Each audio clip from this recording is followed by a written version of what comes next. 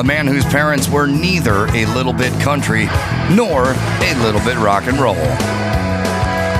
Adam Carolla. Yeah, get it on. Got to get it on. No choice but to get on. A mandate. You get it on. Thanks for tuning in. Thanks for telling a friend. Love that about you, right, Gina Grad? That's right. And Bo O'Brien, thank you for being the shit.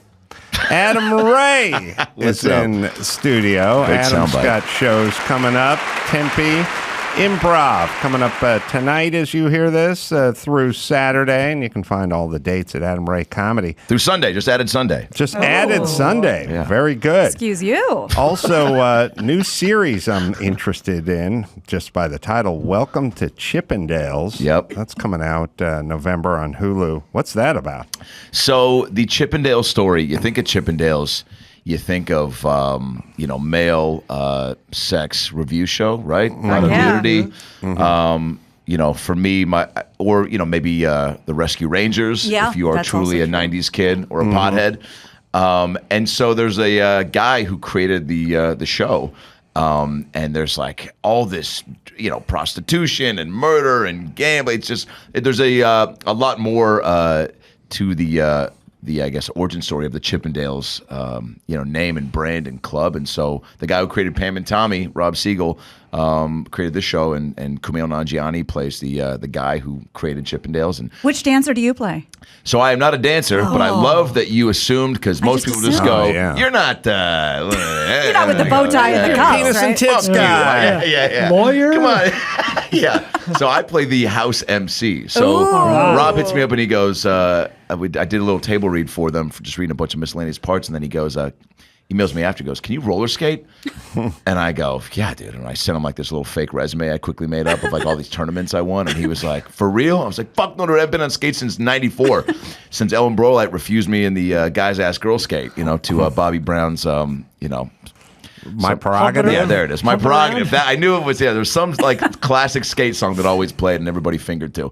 So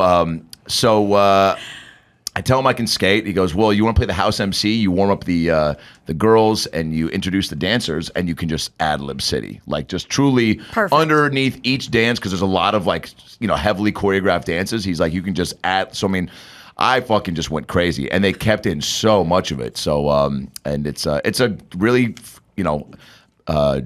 amazing dark comedy, and the cast is crazy. Murray Bartlett, again, Juliette Lewis, Kumail. Yeah, it's killer. Sorry, so why is skating important? So I'm the house roller skates. I don't know. Okay, I didn't it's realize. the 80s. It's early 80s, LA, and then I think New York a little. But I'd like to hear some of that. Yeah. oh yeah. Fellas, you know what to do right now. Grab that girl that you got a crush on, even if her boobs have just come in. Go up right to her. Don't chase her into the bathroom like you did last year, Adam Ray. That's a bold move. But guess what? You guys got the same bra size, so that's a common denominator for you. Ask her to the stage right now. Take her out, hold her hand, touch something. Let her touch yours first. Maybe that's the easy way to avoid a Me Too situation. Here's Bobby Brown with My Prerogative. Also, grab a slice of pizza at the front. The pizza bar will be shutting down in 5 minutes. 5 minutes. Timeless. You're natural. Is Bobby Brown the worst person in the world? He's close. How much do we blame him for the demise of Whitney Houston And his daughter. and his daughter? Yeah. And then look, if a brother wants to go full George Foreman and just name every son after you, but when it started, And your grill. and he started getting into the Georgina. women too, yeah. Once you crap out a daughter and you still want to name her Bobalina or something, now you're crossing setting her into up. some weird Yeah. narcissistic Territorial. world that has gone way too far. And then Yeah. it's also, wouldn't it be like, I got two kids. If one of them was named Adam and the other was named Adima or something, Yeah. Adrolera or something, I'd feel super weird introducing them, Yeah. wouldn't you? Yeah, you have to have a lot of ego to pull that move. Hey, it's his prerogative. That's right. How do we feel about the junior? I'm not. Look, every time someone does a junior, and then you turn on. Every time I turn on the news and I see Gerald Michaels Jr. Yeah. shot up a liquor store, I'm always like, good for dad. You shouldn't have done that. there's a high chance that your kid could go fucking batshit and shoot something up or run through a Christmas parade in a Pontiac and run over a bunch of old people or something. There's an actual A to B correlation there. Well, I feel like there's a fair. It's like it's the white man syndrome is when you give the kid the name Jesse James.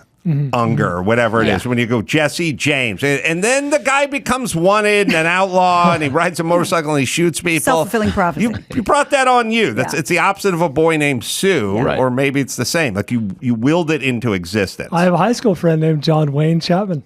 Really? Yeah. He's a rancher. He's an almond farmer. Oh, there you go. He lives in Miller, California. I went to high school with an Audrey Clitgard. Klitgard. Good. What a prude. It's all different. Yeah. Didn't even know what a clit was, but was like, fuck. Funny. Bummer. Very funny. Yeah, Not very hard. funny Also for sounds us. like something Ron Popeil would be selling in the afternoon on a weekday. Clitgards, That's yeah. right. How many times has this happened to you? And guys just grab my clit. My clit. Well, never again with the Popeil clit guard. Yeah. Order now and get a free dental dam. That's right. Yeah, there's to throw something else in. So I hadn't roller skated, by the way, since '94, and so I went to. Have you heard of Moonlit Rollaway? It's a vintage, straight out of Licorice Pizza or any Wes Anderson movie in the Valley. And so 2 days before filming, I was like, I got to get on skates. I got to get that muscle memory back. So we head out there, and it's like 9:56, and we walk up, and the gal goes, sorry, we you got to buy tickets online, and it stops at 10. I look down at my phone as I'm pulling it up. It's like 9:59. I'm hurrying up, clicks to 10, website goes blank, just a big middle finger. A guy on roller skates with a mullet just fucking, spreading his cheeks, being like, you missed out. Right. And so I go, fuck. So then I start tugging at the heartstrings. Where there's a will, there's a way. If I get in these situations, I'm always trying to be like, let me just try to, just see if I can get them to be compassionate. So I go, I got to shoot the show tomorrow. I'm like trying to force tears. I'm like, I got to get on skates. I haven't been on fucking 30 years. I got to see what this is like. I'm going to, ruin the show. And she goes, let me get our owner. So she brings up this woman named Ruth, who, no joke, is probably pushing 115 years old. And you're like, of course, this is who's running this roller rink. And she comes up and she goes, what do you want? And I go, I was just telling your employee I got to do the show tomorrow. Do you mind if there's anything I can do? I'll pay double. I got to get in even 15 minutes. And she just goes, I'm not supposed to do this.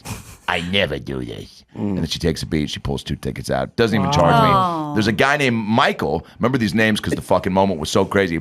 Guy on roller skates who was outside, skated up the stairs on skates. Saw him do that in my periph as I turned around. And then he opens the door and goes, wow, dude. He goes, I've never seen anyone sweet talk Ruth like that. She must really like you. Michael. And then he introduced himself, and with his fucking ponytail, and again skated up these stairs, or somehow stepped up him. He goes, come on in, man. He goes, I come here every night. You're gonna love this place. I swear to God, out of a fucking movie. So he walks in.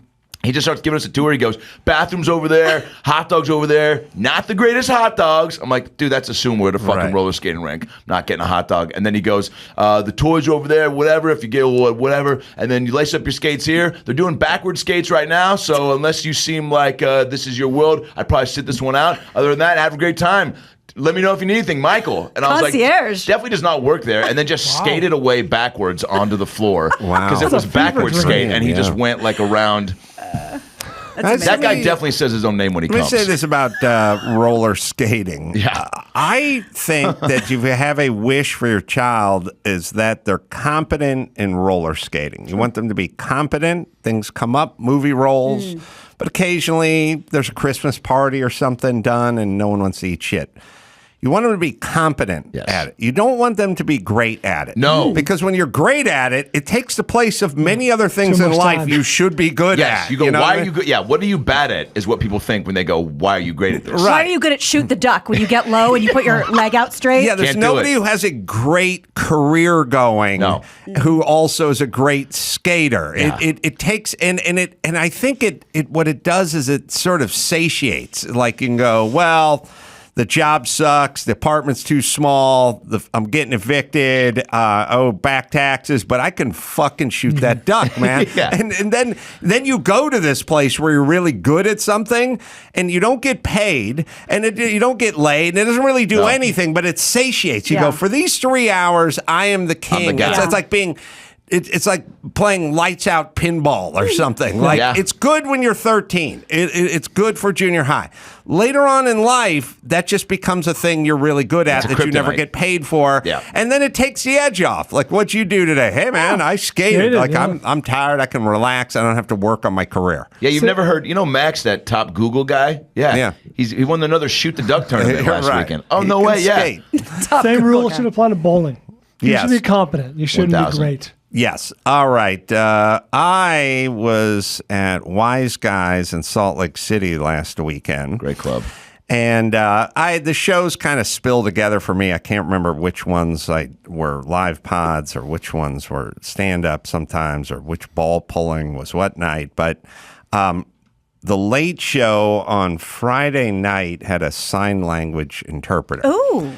And so Chris which we've had. I mean, you just dealt with one the first time and asked her to do. I go, what did you do for little person? I did a joke about having a little person best friend, and I look over. I go, what'd you do for little person? And she didn't do anything.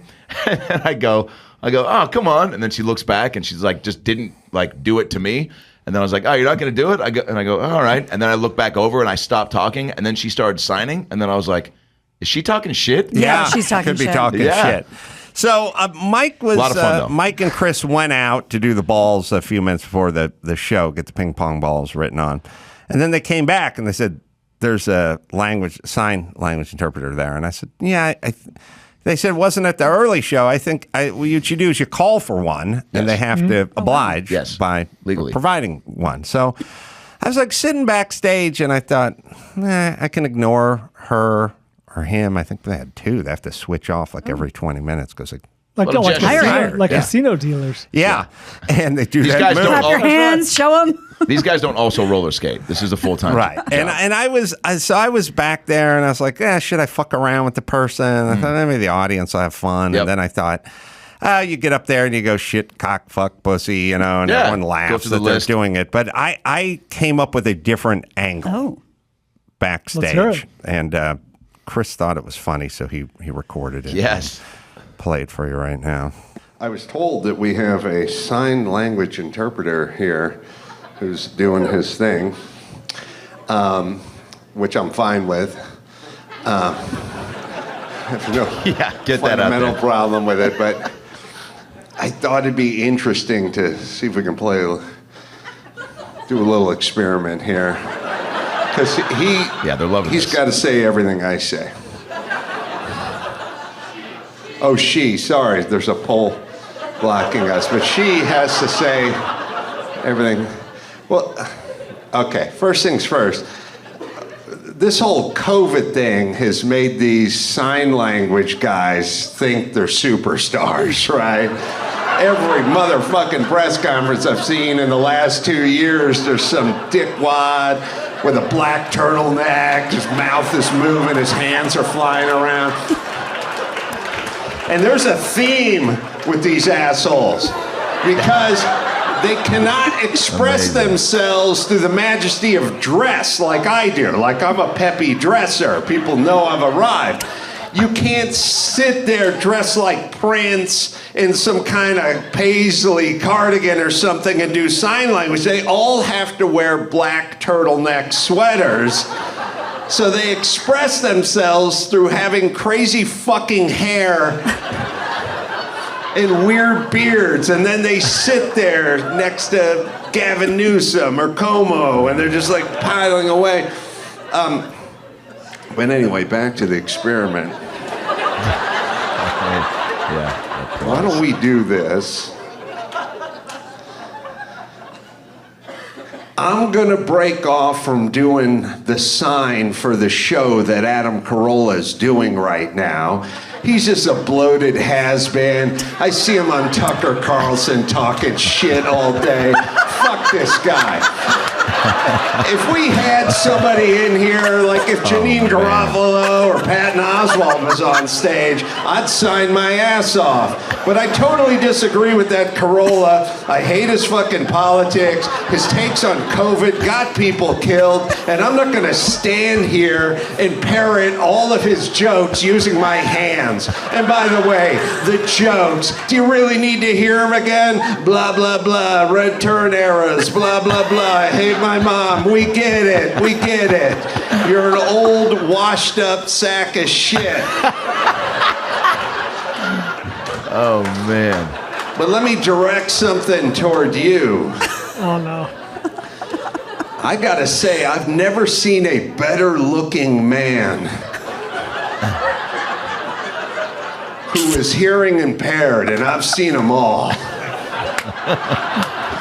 Signing is a very lonely job. I'm out here on an island. I come home to 3 cats that don't care.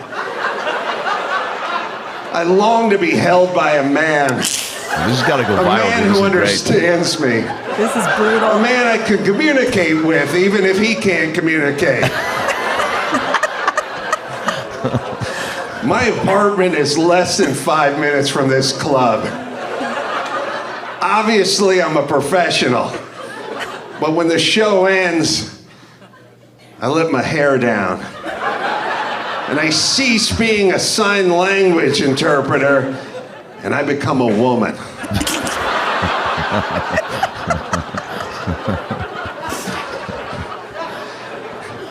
You think I can use my hands? Oh, come on.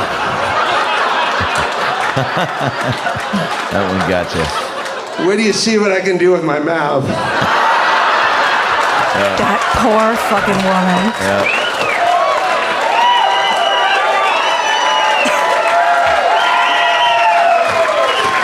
You know, I could stand up here for another 51 minutes signing whatever this racist blowhard's yapping out of his fucking soup cooler. Or we could blow this taco stand, get a couple of drinks, and be up in my apartment in the next half hour. What do you say? I know you're parked up front. Well done. Well done. Oh, shit. All right. The experiment is over. Wow. Very clever. Dude, That A is little surreal. a fucking special hilarious. piece of footage, Yeah. dude. I know you're parked up front. Wow. That's, I'm going to watch that again. That's really Yeah, I great. was sitting backstage and I was like, yeah, you can go fuck around with them. No, I've never seen But that. I That was was like, really but they have to say what you're saying. Wouldn't it be surreal? Because it is so tempting and easy to just do the, say, sign this. Yeah. But Yeah. like, And what they've a clever seen it way. all. They have. Everyone has. Yeah. Right. This is not the first sign language interpreter that's been requested at an Adam Carolla show. And I'm wondering, how did they become fans of yours? Certainly not their love line to the podcast. Yeah. Yeah, I don't know how Yeah, the big readers. Yeah. I don't know how it works, but they do. Sorry. Juggies. I don't know. You just had one. They never heard Yeah. Dalton's What is voice. about every 20 shows? Yeah, that sounds about right. Something like that? Yeah, it's not every time. But it is what they if someone requests one, even if it's one person, they got to the club or the venue has to provide it. I think next time I go to a club, I'm just going to request one.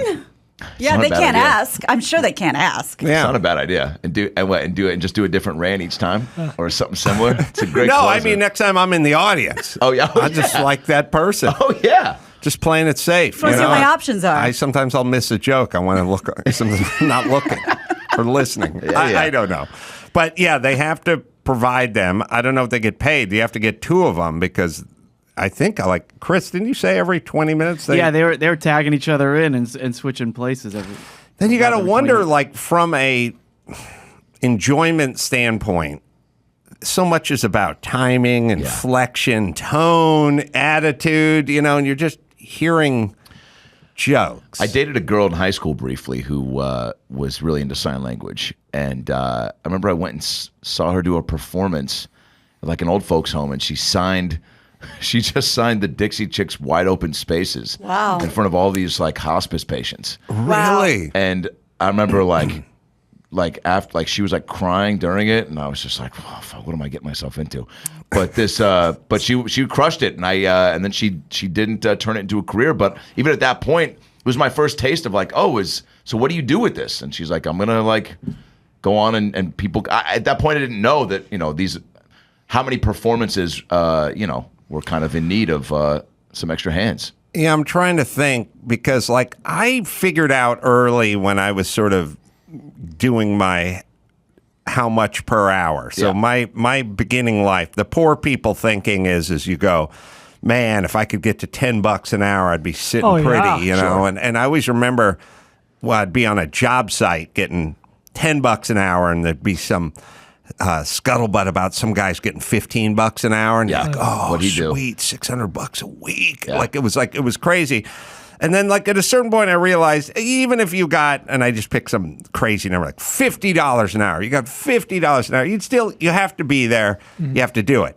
The sign thing is, you know, the idea is you start off life as, you know, some sort of junior attorney and you get X amount an hour. But at some point, you get a fleet of attorneys underneath you and your own law firm, and then you're getting paid from what they're doing.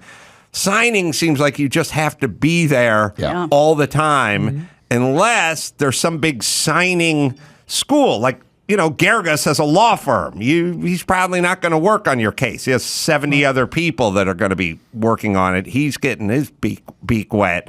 But do you think they have like big signing firms, or is everyone just an independent contractor? But there's a mix of both. There's got to be like, you know, a service that works Yeah, a with pool. Yeah, you know, news agencies and comedy clubs and what have you, schools, and then there's got to be. And Adam, where do you come down on Molly Matlin's guy?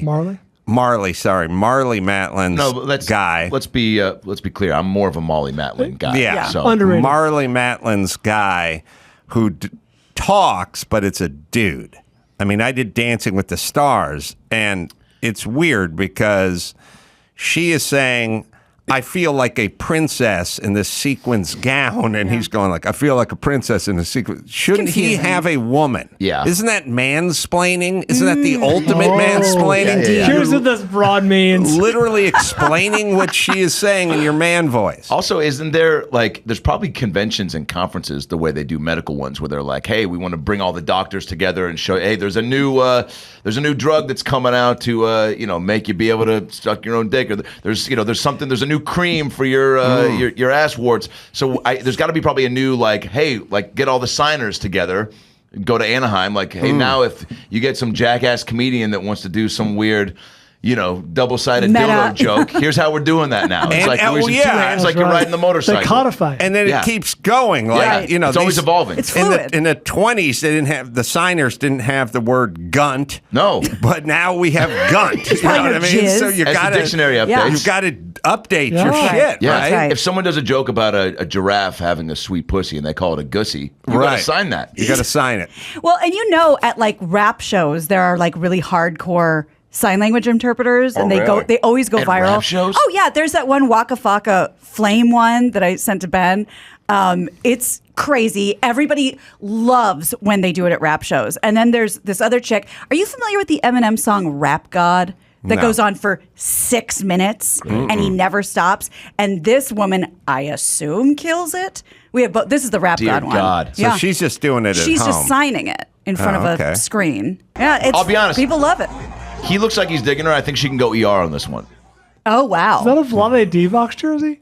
Hard to say. It's 55. No, that's a Jason Williams, I think. Okay.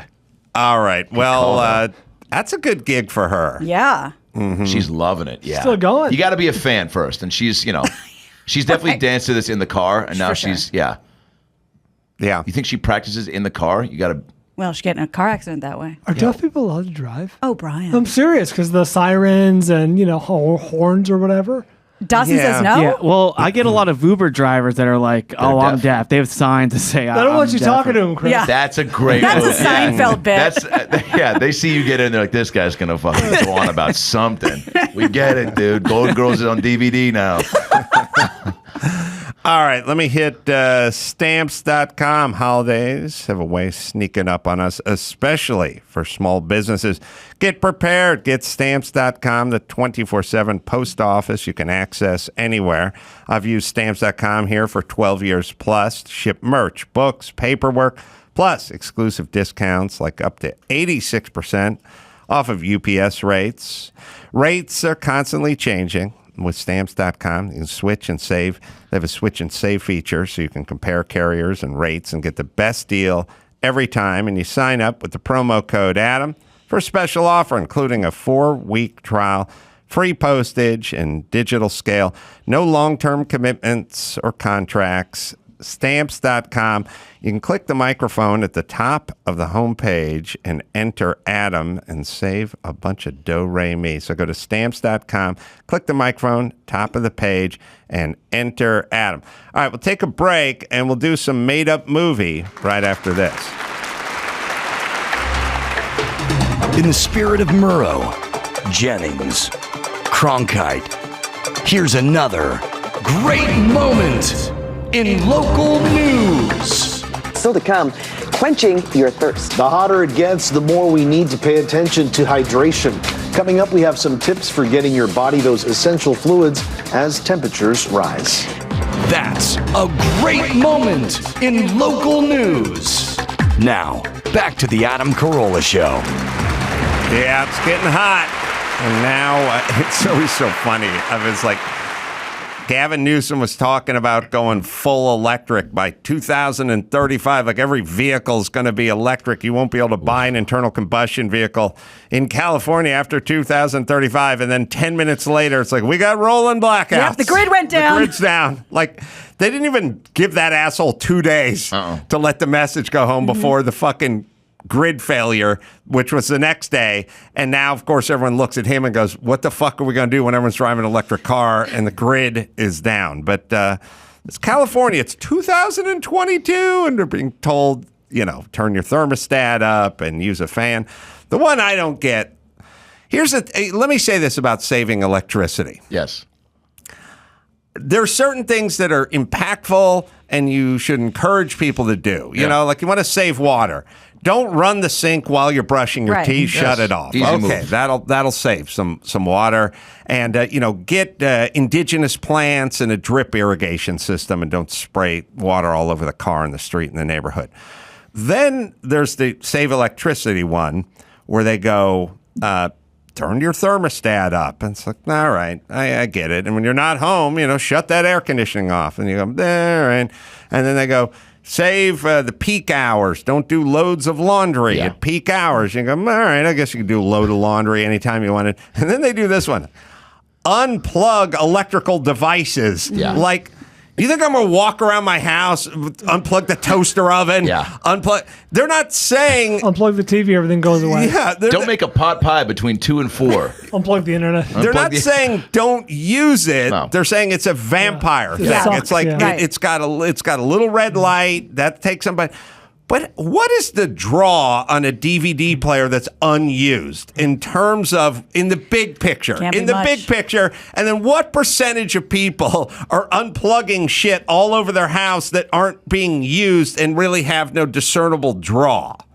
That's the bridge too far one they do. Replace your light bulbs. Those are Yeah. easy fix. Well, and that's the thing. It's like we talk about with pollution and how we all, want to pitch in, but just look at countries that aren't ours, and we can't even make a dent if we tried. Why are we like, okay, individual, let's give you a false sense of control? Yeah. That's a We're great all point. narcissists. I'm just jaded. We're Well, basically. shit, I was just at Disneyland on Sunday, and that place, you want to talk, like maybe, you think it would trickle down to them, being like, hey, maybe the magical light parade isn't every night. Maybe Right. maybe you shut down Space Oh, Mountain. no.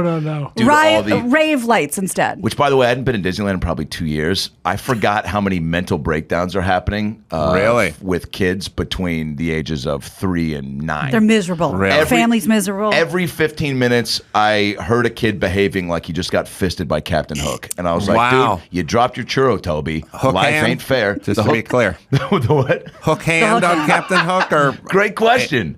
Probably. Yeah. I would assume at that age, let's actually go ahead and just open it up to every age. Getting a fist unexpectedly is probably going to cause some sort of a response. Well, I'm glad you brought that up, and I want to get back into kids children? having meltdowns. But Disneyland was the opening to that. I had to So- think of Brian today because somebody sent Lucky me you. this Saturday Night SNL sketch of Will Ferrell with a ventriloquist dummy. Oh, yeah. So Okay. And I thought Brian's seen every, Yep. but we never talked about this one. But it's kind of surreal and It's not- insane. It's one of the less celebrated sketches of his era. I don't remember him that Never well. seen it. Watched all 4.5 minutes of it on my phone because it made me laugh Yeah. so fucking hard. Adam, you're familiar with Oh, yeah. the with the bit? Yeah. Gina, No. familiar? I've never seen it. I've not seen every bit. But my thing with SNL is I'll either see it on SNL or if it's good enough, someone It'll bubble to the surface. will get it to me at some point. This is, I don't know from what year this was. Oh, there's a bunch of, there's some Farley deep dives too that I found recently that like, I don't even think, This is, I don't know, 2007 or This guy also took so many swings on the show. You only remember the big home runs. But it's this one fucking made me laugh. Yeah. And you putting Captain Hook's hand up a kid's ass reminded me of this. Sorry, you can just start at the start. Wow. That's fucking hilarious. It's fucking surreal. Yeah. So Also, Will said appropriate amount of time too. Yeah, so Will said that was actually an old sketch that never made it on air when he was part of the show. So when he got to host, someone remembered it and said, "Why don't we try it?" It must have been from about 20 years prior. He's calling the Timeless, shots. Yeah. Wow. Do you think they got any complaints? Any groups that were like, you can't, like, you shouldn't joke about doing that to puppets? Probably puppeteers. Yeah.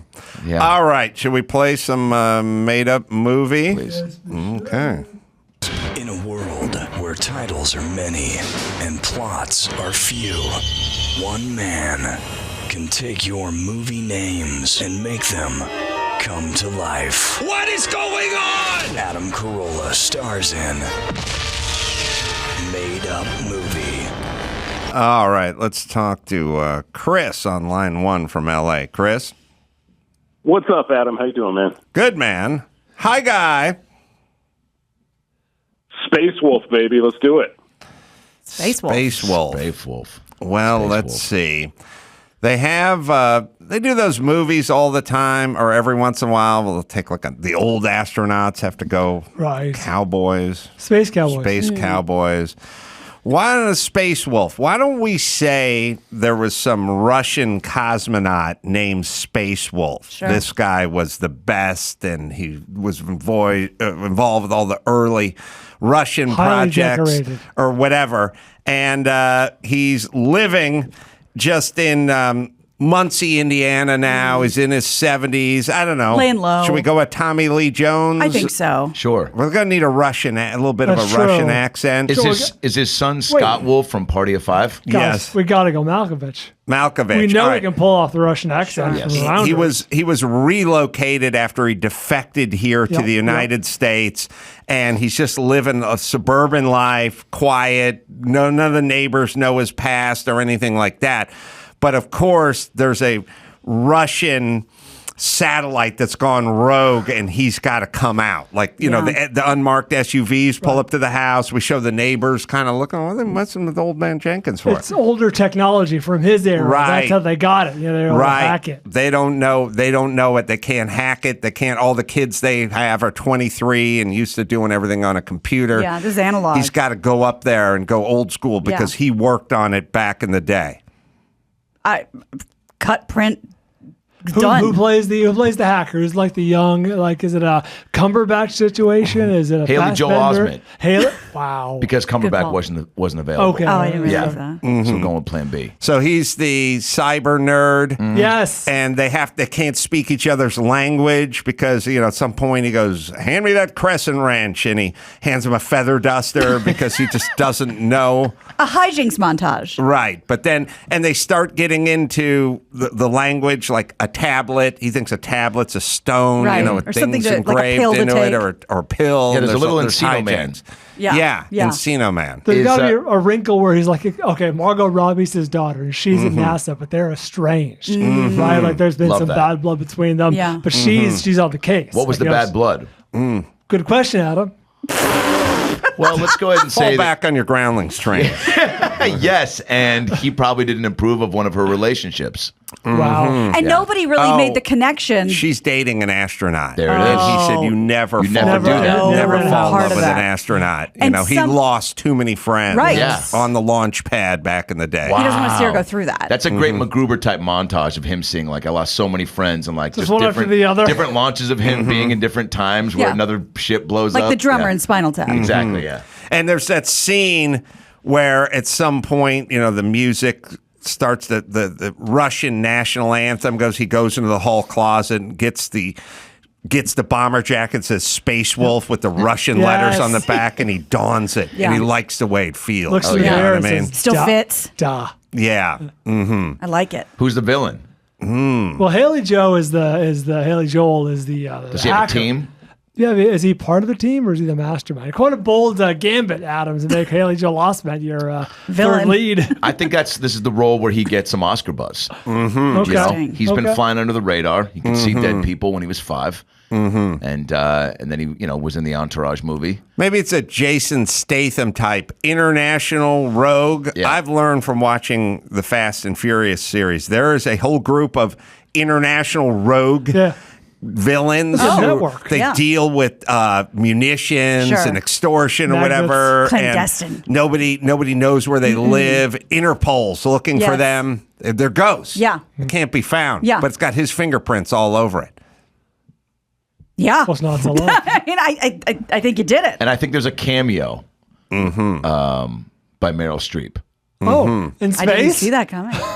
Yes. She's colonizing. Yes. And love, is there love found? I think so. I think definitely maybe the relationship between Malkovich and Robbie Malkovich gets cleared up, but maybe when he's about to die. He finds love with Meryl. Yeah. Age appropriate. All right. What do you guys see up there? You see anything you like? I'm interested in something. I'd like to talk to line 2. Line 2. Driving Miss Hold on. Oprahs. Let me just make sure. Chris, Yeah, buddy. satisfied? Space Wolf? I am, man. I'm a big fan when you did the Man Show Raiders training camp. Oh, the Raiders training camp. It's that time of year again. Yeah. I do. Yeah, that's my favorite, man. That's your favorite bit, huh? Well, I mean, I am a Raider fan, so it's definitely close to the heart. Me and my dad, we loved it. We loved it. Yeah, it was fun. Went up north and tried out for the Raiders. Oops. Wait a minute. I think the last line of Space Wolf is before Malkovich dies, he looks at Margot Robbie and goes, "Now, just so you know," fuck, I don't do a Malkovich. So just so you know, well, he's got a Russian accent.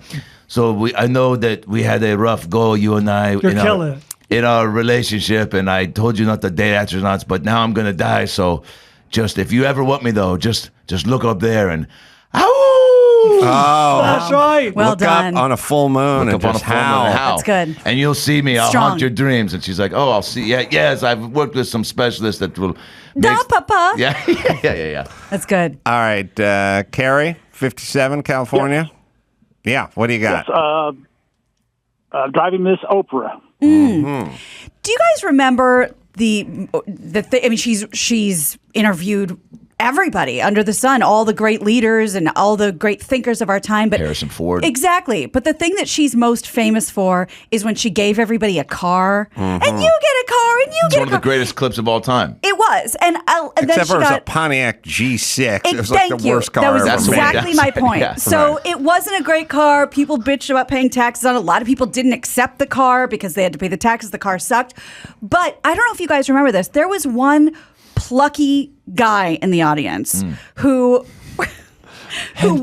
went to the show with his mom, and he got the car, and he was so excited. Now, he has big dreams of being a race car driver, but he has no money, he has no capital, he has no car except the Pontiac that Oprah gave him on the show. And he is destined to get this thing running and get this race ready for the big race. And he's going to call it Miss Oprah because Oprah gave it to him. Like a nice. ship. That's right. He's gonna Like soup the it up. SS Oprah. Does Yeah. Oprah make a cameo? She has here? to. This is where Obviously. she resurrects her acting chops. But I'm going to say, I don't think it's the cameo you're expecting. I think that she comes to him in a dream when all is lost about halfway through the movie, like the end of the first act. She does like what Babe Ruth does in Sandlot. That's right. When he We just watched shows that. up as a hologram. Or when Keanu Reeves did in Keanu. And really comes in to give him the pep talk he needs. And he's like, thanks, Oprah. And then he goes for it. Does he win? I guess you have to see the You got to movie. see the movie. What can be done to are there races or racers who just soup up the shitty cars? Well, Paul Newman did it with the station wagon, right? 24 hours of lemons. I mean, just like there's no race. It doesn't exist. There is in this town. But listen, the All Valley Karate Tournament right. didn't exist before the Karate Kid, and That's now right. we have it. I That's mean, the movie made it exist. This is the greater Chicago raced for the Miracle Mile, Magnificent Mile. And was this kid like? Did he not really have a star-studded path prior to this? Like, and maybe there's a girl from his past that now works at like the body shop that he brings the car to get fixed up, and she's like, J-Lo. Yeah, J-Lo. Because they do with J-Lo. They put her in the mechanics jumpsuit. They put the one smudge of grease on her cheek. Ugly her up. And somehow no guy she works with can tell she's hot. Yeah. That's every 90s movie was That's loosely Darla. based on no guy being able to tell the chick was hot because she was wearing a baseball hat. And Or she had glasses on, or a little smudge. The ponytail was messy. Until they went out for drinks later and she let her hair down. And a revelation to everyone that she was good looking. Yeah. And they also, they put him in like a form-fitting mechanics jumpsuit. Yeah, it's too. fitted. It's couture. Guys could do the math on that. It's called a body shop. Well done. That's They right. can do the math. That's exactly right. All right, you want to try, let me see if we can talk to Carrie. Satisfied? Oh, yes. How about her best friend? You want a job in the news, Gail King? What's Gail do? She make a cameo too? Gail's maybe Oh, yes. Gail's one of the judges. There you go. She's What a about pit crew. Dr. Phil? The whole crew. Dr. Phil makes a cameo? I think, I would like to, I've always dreamed of playing like the guy who shoots the gun at the beginning of the race, because I'm a big, a lot of people think my stance on just guns in general is pretty wishy-washy, but I don't know, I was a big fan of the Super Soaker. I waited in line for the Super Soaker 200 because the squirt gun. I used to live in a neighborhood where there were a lot of ragamuffins, and by that I mean Jews, right? And these young Orthodox boys would always come onto my front property and play hopscotch and tetherball, and so I got a bunch of Super Soakers and just laid these fuckers out, right? And I said, "Happy Hanukkah!" as I shot them with a 50-mile-per-hour blast of agua right to their fucking little Hebrew mouth. So I think I'd like to play the guy who goes, "Gentlemen, start your engines," right? And then I fire one shot in the air and then one shot into my mouth, but the second shot is a blank. But it's just to impress the girl from my high school who didn't think I would amount to anything. And I look up at her and I give her a wink, and then I give her that thing where you put your fingers over your mouth and you do a weird thing with your tongue, like you're showing her what you could do to her vagina later. And then it's a big crane shot over the entire race. And then we cut to Gail King, and she's just looking at me like, "Who the fuck is this guy?" Right? Because you always need that shot. Like in every good Adam Sandler movie, there's a character that's like, "Who the fuck?" And that's who I get to play. So and at the very end of the movie, the credits roll, and then we just do a slow zoom on me, and I go, "Who touched you?" And then we pull out, and it's all the little Jewish boys tied up in my basement. Right? Wow. We'll be right back. We'll keep her right here. That's a great idea. I think it's a solid move. I'm so sorry. I don't want to go a totally different direction. But We could get an alt if you want. Well, I did see you in the Manti Te'o documentary. Oh, sure. When you interviewed Ronaya, the one that had been catfishing him, and I just didn't know if you had any extra thoughts that didn't make it onto the documentary. Well, most of the documentaries I do, Gina, I'm on a lot of pills, just because, the wear and tear of, the vaccine, and I got my monkeypox booster early. So there's a lot going on inside of me right now. And there's a lot going on inside of you, too. I think when we take a step back and we look at ourselves and go, am I doing enough to contribute to society? Stephanie Mano's out here farting into jars, queefing into mason jars, right? And selling them for 50 to 60 grand a pop. Are you doing enough for your family? So to answer your question, Gina, no, I said everything I wanted to say. Okay. But I just want to give you the chance. I don't remember most of the things I do, except for winning an Academy Award for driving Miss Oprah, which I think I would get at least a nomination, and hopefully have Morgan Freeman be up there being like, "And the winner is," And I don't do voices, but you know what he sounds like. Marco, 48. Hola, long time no talk. Yeah, what's going on? My suggestion is surf and turf. Surf and turf. I have a thought. Oh, please. My thought is it's a Tango and Cash. Yes. I was thinking about cop this. buddy thing. I love buddy cop movies and naming the cops. You know what I'm saying? Yeah, so Ron Surf, Jared Turf. Well, or what are we doing? I'm working I'm starting a different Please. angle here. Turf is a Texas lawman, maybe Gotcha. Woody Harrelson type. Border Patrol type. Border Patrol, Texas law. yeah. Surf could either be like a SoCal Malibu guy, or he could be a lobsterman, like a Maine, like his family had lobster boats and stuff like that. So we have this New England guy and all his sensibilities. They're both cops, but they get paired up because there's a serial killer out there. And then, of course, the one guy's always got the boots and the hat on. The other guy's has like the shoreman's beanie and the fingerless gloves. yeah, they're both, and they're called surf and turf. Yeah, and they're a couple cops. They're coming together. They have to bust. Now they can't be in either the New England area or Texas. The case is in Chicago, so they're both fishes out of water. They're both fish and turf out of water. To my knowledge, I was eyeballing this one too. I loved I was thinking buddy cop as well. My specific thought on this is, to my knowledge, Ryan Reynolds and Ryan Gosling have never been in a movie together. They've been circling each other for years, nay, decades. Finally, let's get these two titans together in surf and turf. Yeah. Okay. I'm pretty sure Ryan Gosling is. I'm pretty sure Ryan Reynolds is the turf. I can go. And Ryan Gosling is the surf. Well, they're both such fine thespians. They could play either part. Sure. But they do the quick. New England. They can't understand each other because this guy's saying hoss all the time and saying stuff like, What's a this cord of guy's wood? all sizzle and no steak, and that kind of stuff. And All hat, no cattle. Right, no one knows what they're talking about. Yeah. Did a quick little scene in the Barbie movie that's coming out, and my scene was with Gosling and Margot Robbie, and I will confidently play a cop. Surprise! Street scenes, they're pretty funny. We got to improvise a lot. Turf. But if Gosling asked me who would I want to play in the gay porn that we make together, I'd be like, dude, you just pick the part, but I'll show up on time. Yeah. That guy, I mean, wow, talk about I get it. He's a beautiful man. My buddy after it goes, I told him I did it, and he goes, which one if they asked you if you could have your way with? I go, dude, going in, I'd say Margot, but walking out, I don't know, confidently. Yeah. Right. The way Gosling's got a very intense, even just we talk comedy for a minute, and he just was looking at me with piercing eyes, trying to just the baby goose, the Gosling. Some guys sexy dude. Have sincere eyes. Yeah. And women fucking melt because the women think they're listening all the time. They're really exactly not. What they just have eyes that listen. Yeah. And they go, God, he gets me. You got listen eyes. He sees in my listen soul. eyes. Yeah, you're much better off with a chick than having $1 million smile or great biceps at the listening eyes. He's got listening eyes, but then he's got a Rolodex of phrases to say after they've finished the soliloquy, and he doesn't have any recollection, but he'll just say he'll just pick one and go, well, that's what life is. You get up with the sun, you go to bed with the moon. And they go, thank you. God, exactly yes, finally. Thank you. Yeah. Somebody gets me. The way, you never blinked during those 5 minutes, Someone so I think you picked understands up. the rotation of the earth. I've been waiting so long. Yeah, and by the way, no one ever look. He could be the dumbest guy on the planet. No one would ever know it. No. We're too busy just looking at his eyes. Yes. Going, that guy knows something, and those he knows me. Those are fuck pupils, yeah. Yeah. Fuck Pupils I've is playing seen that, Coachella. yeah. Oh, you've rented I've Fuck seen that Pupils? movie. Yeah. Don't ever be a substitute school teacher because you're fuck pupils.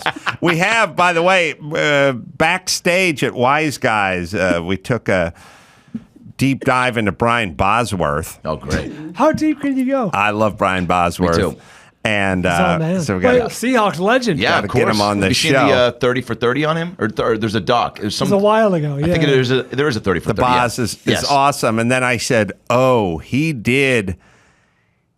I remember exactly where it was. It was 1997. He was going to do some Fox series, Cop Fox, outlaw, renegade thing on Fox. By the way, I told Jimmy, we got to stay home Friday night. We got to watch this thing. He was like, I'm not doing it. They ran one episode and canceled the show. See? They had 6 in the can, and I fucking watched that shit. So I'm no dope. And Jimmy missed out because there was an episode of 6. But imagine putting 6 episodes in the can of a 1-hour action drama with motorcycle stunts and cars blowing up, and you just millions shit can the next 5. That's how bad the first one was.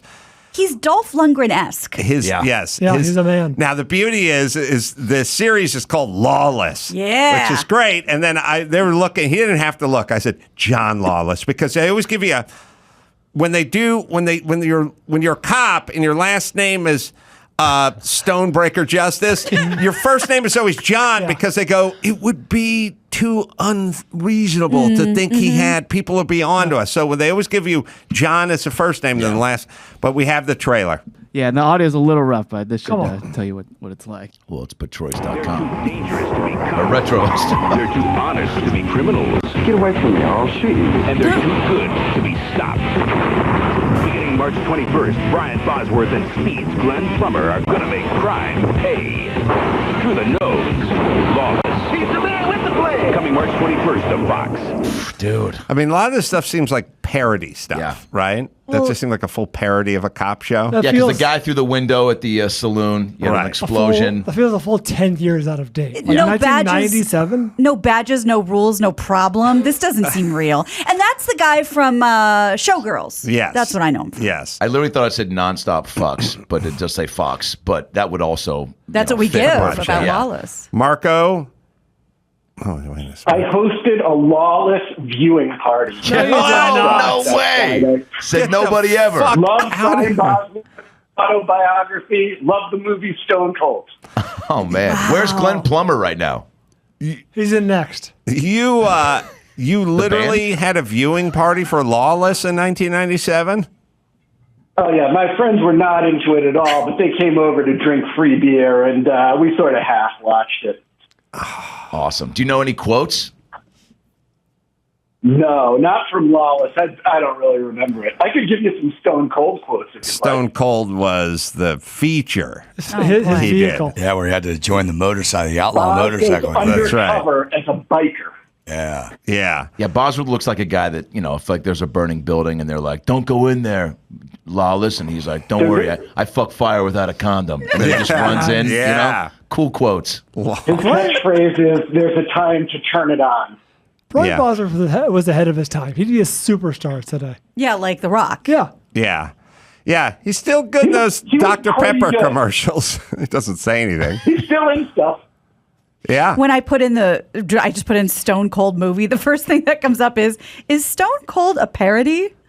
No. Unintentional. Yeah. No. I said, Mike, you got to book the Boz, man. We got to talk to Get him Brian in here. Bosworth. He's probably got stories for days. Oh my God, he was a sensation in college. Yeah. It was crazy. He was a beast in Seattle. We loved him. I love them too. He got a lot of shit for he got ran over by Bo Jackson. But Bo Jackson had a head of steam. Bo He Jackson didn't have was an running angle. over everyone. And Bo Yeah. Jackson was going to run over anybody at any time. Nobody was expected to stop the Bo train. No. All right. Let's see. Marco, you good? Yeah, outro. Sorry. Adam Carolla will return in Made Up Movie Part 2. All right, let me hit Blinds Galore. They're having their huge Labor Day sale.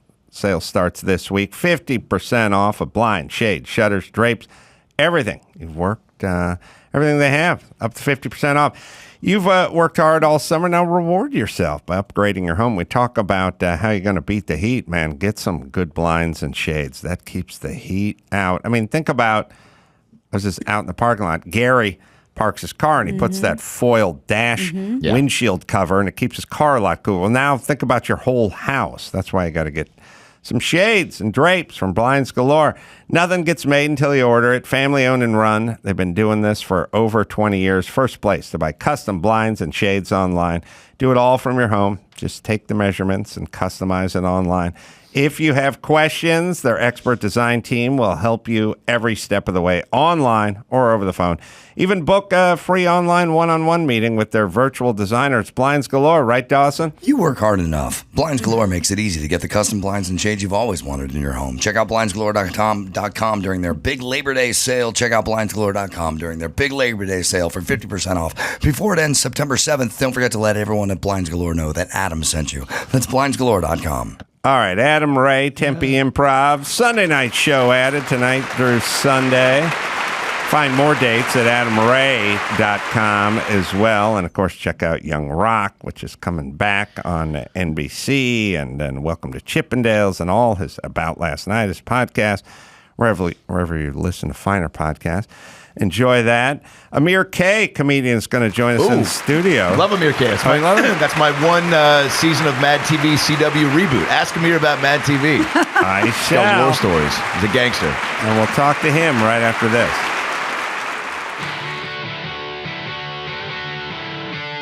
It's time to check Adam's voicemail.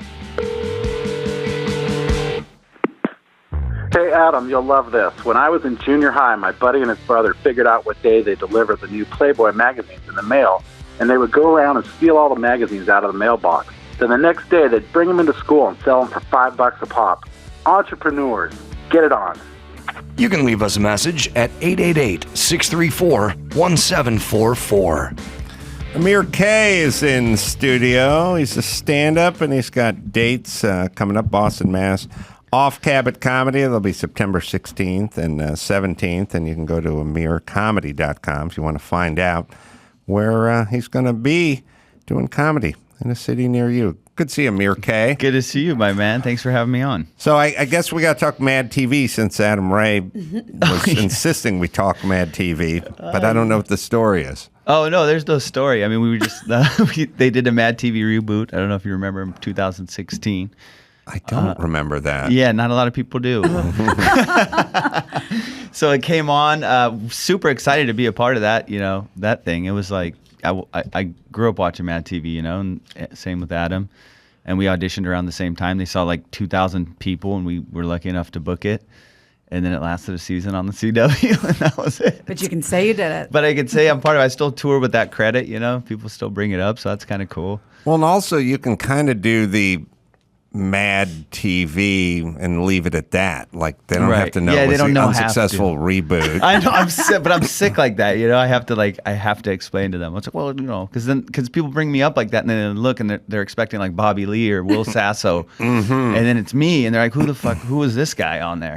Did we miss him? And you're compelled to tell the truth. Yeah, But so, are you from Iraq? Is your family from Iraq? No, Iran. Very close. Sorry. One border away. Thanks, Adam. Screwed that one up. We were at war for 8 years, but who's counting?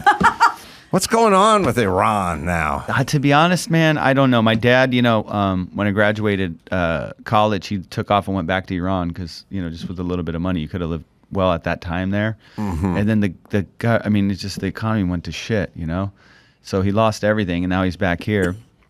So I haven't been back since '86 when we came. So I was born there, came in '86, and my family just kind of stayed here. Did he get divorced or did he just? Oh yeah, my dad's been married like 7 times, dude. Yeah, good for him. Yeah, I don't know what he's doing. Set up franchises. Yeah, right. He's made a lot of women disappointed. Yeah. So how's he with? Speaking of disappointment, how's he with you in the comedy? At first, he was kind of like, "What the fuck are you doing, man? I brought you to this country. Go do a career path that's like, sure to be fruitful." Mm-hmm. And he was kind of bummed out that I was doing it, but then I started touring with like Maz Jobrani, and I don't know, Maz in the Iranian community is like huge. So as soon as I started doing that, he was like, "Oh shit, this is like actually now you're legitimate." Somebody. Yeah, so it was like, and then his friends are calling and telling him like they've seen me on things, and so that's I think when he finally came around. So now he's totally cool. As long as I'm making money, that's all they really care about. I think the parents and the dad, but the parents overall, like I interview comedians all day, and some of them, their parents did not want them to go into comedy. And we all know that dad. I don't know. That's the jazz singer dad. Sure. The dad that's like, you have to go into the family business or whatever it is. Now, everyone kind of knows that archetype, and they're like, oh, boy, that sucks. You got the dad who's disappointed, and you got to prove it to him or something like that. I would argue my dad is far worse, which is my dad is, you just got to leave. Yeah. Whatever the fuck. Do whatever the fuck. You want to do gay porn, do gay porn. Don't do it in the living room. That's great. Go fucking out of the house. But there's probably a healthy balance between caring a little too much, like I forbid you from doing comedy. Right. You must go into become a dentist. And versus my parents are like, I don't give a shit what you do. Why are you even asking us? Right. And there's probably a healthy supportive balance in there. I think by no means was he like, you can't do this, and like he wasn't like that crazy about it. He just didn't give a shit. He really didn't care. He He just wanted his kids that he brought here from another country to be successful in something. I wonder if I would have said to my dad, I'm touring with Maz Jobrani. He would have went, who? You know Ahmed. Why are you talking to me? I told you to leave. No, it was just that was a point of like, okay, you reached a certain level. And I was making money touring with him. And then now, obviously, headlining weekends and doing my own thing. It's, he realizes that. Does he come to the shows? Does he get the jokes? He really enjoys it when he's there, but he doesn't come too often. Like my mom is far more like wants to be a part of it and comes all the time when I'm doing shows in Hollywood or like the Irvine Improv, because I grew up in Orange County, so like she'll come with all her friends and be like, get my son, so they're proud. I got one of those. The danger of having the family members in the audience is we talk about it all the time. You can go, oh, it was a joke. Come on, it was a joke. You mean it. You mean all of it. You don't think of jokes just out of whole cloth. You have to have the bitchy mom or the fucking sister you hate or something. You have to, the wife, the girlfriend. It lives. It starts somewhere. It lives somewhere. I've gone over my share of game film in the radio industry with supportive parents. Oh, right. Just in general. I feel you. Yeah. Your parents have signed off on all your horrible jokes? Yeah. No, my mom comes. She does this new thing. It kind of annoys the shit out of me, but you can't, I'm on stage. So she'll do this new thing where if I'm talking about her, talking about us growing up or something, if I'm making fun of her in any way, she'll go, from the audience, like if she's in there, in the room, she'll go, shut up, Amir. And then it gets a laugh. Oh, she'll heckle you. Yeah, well, she does it, and then it gets a laugh, and then it's like, oh, God damn. And now she's like learned that this is her, and then she'll look around and be like, oh, and then I have to acknowledge, that's my mom. And then, people applaud. It's a whole thing. But it's so annoying. Are they traditional? Do they want you to get married, to have kids, like want grandkids and stuff? We're so far from traditional. No, they're just like happy I'm not, on drugs.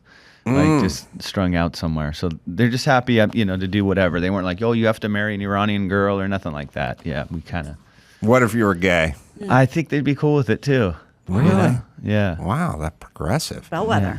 Totally. I was watching the news and they were talking about fentanyl being brought in, these little candy-looking pills and stuff now. And I was like, I think I'm going to have to talk to my 16-year-old kids about, like, if somebody hands you something and says, oh, it's just a Vicodin or something, like fucking the fentanyl thing, it's just pop, just dead. Yeah. Like, am I going to have this crazy conversation? They're rainbow colored. You absolutely have to. They look like Pez. What is that? What is?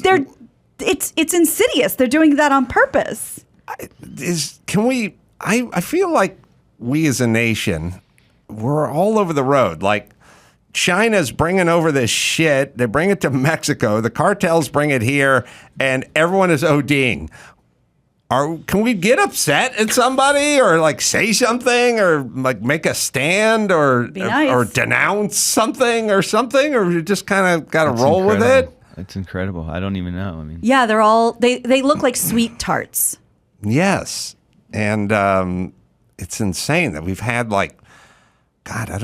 overdose deaths have gone insane in this country over the last year, and we just don't have thoughts about it. Please excuse the LA-centric question. Amir, why are there so many Iranians in Westwood? Specifically. I think everyone immigrated. I think at the time when... Beverly Hills. During the revolution, 79 or whatever, like a lot of the Jewish Iranians moved right after the revolution, brought their money and settled kind of in Westwood, Beverly Hills area. And then after that, like post-revolution, when we came, there was the Iran-Iraq war, and that's why we fled. Okay. And that was, I think, the more Muslim Iranians, and then they moved to the valley for some reason. I have no idea why. Can't drive down Wilshire Boulevard and I see the goddamn flag. They call it Little Tehran. They do. Great food. It's excellent food. Really Westwood Boulevard has some of the best Iranian and Persian restaurants in the country. Student Cafe is fantastic. Excellent. I went to UCLA, so I'd go down there. You know all the places. Yeah. I like the stereotype, but I don't have a lot for the Iranians. What's your stereotype? Give me some. Well, I definitely... Love demonstrating on Wilshire Boulevard. I definitely, you have to kind of understand. I mean, maybe there's like Africanized killer bees and then there's honeybees. We get the honeybees, the Africanized killer bees. They're both bees. Yeah.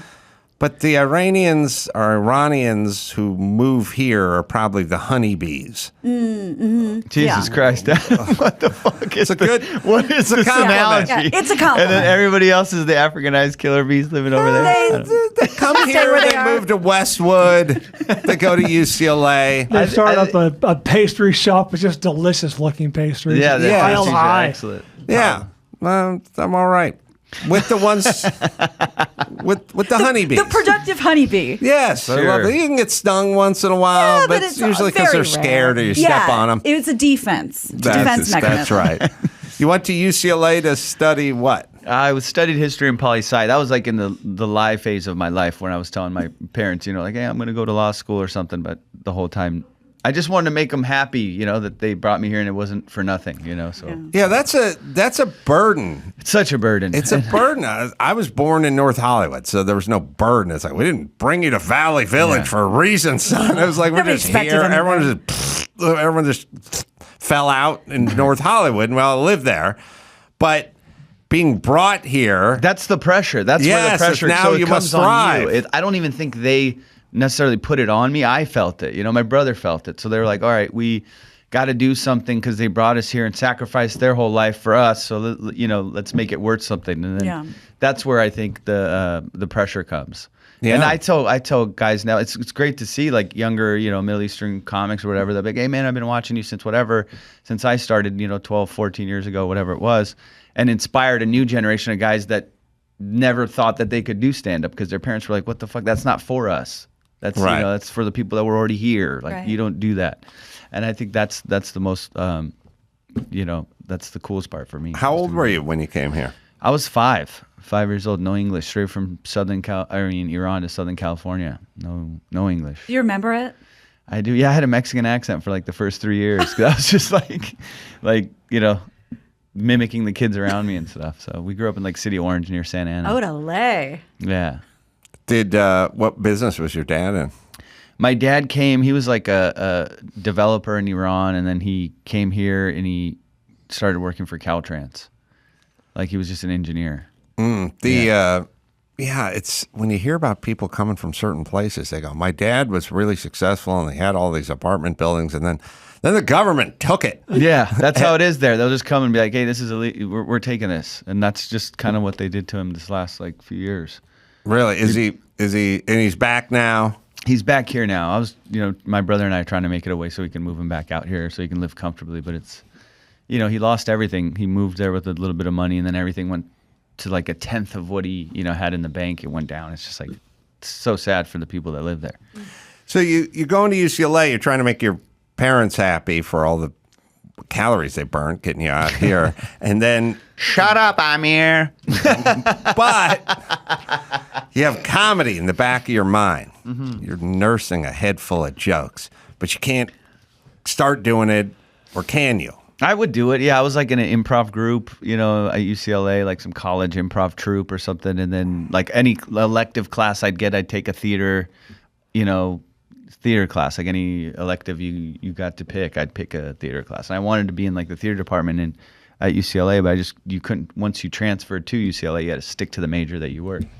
And mine was like history because I just took whatever the easiest one was. I like went to the classes, and whenever I saw the most like athlete backpacks, that was the like class I'd pick. Rocks for jocks. Yeah, exactly. Geology. Oh, that's good. Yeah, so I'd go to tell. And the athletes all had these blue like UCLA backpacks. I'd be like, oh, this is the class I'm going to take, because you get to go sit in on a couple. You get to audit the classes. So I'd go and sit in. I'd be like, okay, count the backpacks. And I was like, these are the ones I'm going to take. Smart. Trying to think what you wouldn't look for, like what would drive you the other way.